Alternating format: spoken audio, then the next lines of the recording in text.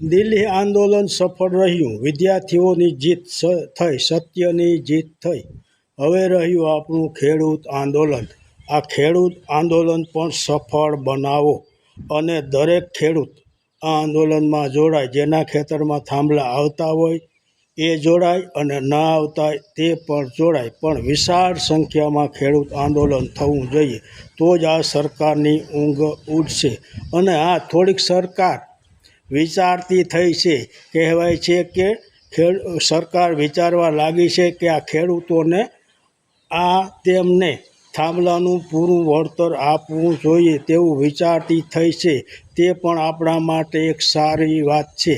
અને ખેડૂતો આક્રોશ જરૂર લાવો, પણ આક્રોશમાં આવી વિવાદિત નિવેદન ના આપો.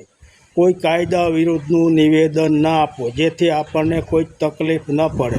પણ આ શાંતિના રસ્તે આંદોલન ચાલુ રાખો અને જેટલી વિશાળ સંખ્યામાં ખેડૂતો એકઠા થશે તેટલું આંદોલન સફળ રહેશે.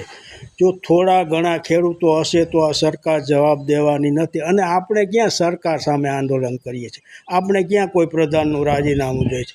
આપણે તો આપણા ખેતરમાં આવતા થાંભલાનું પૂરું વળતર જોઈએ છે. બાકી બીજું કાંઈ આપણે માગતા નથી. એ પણ સરકાર પાસે નહીં, આ ખાનગી કંપનીઓ પાસે માગીએ છીએ. આપણે સરકાર પાસે કાંઈ માગતા નથી, આ ખાનગી કંપનીઓ પાસે માગીએ છીએ.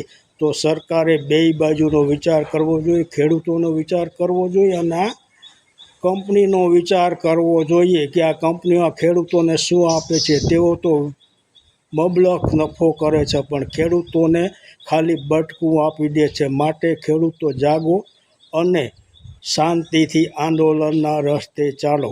જય માતા.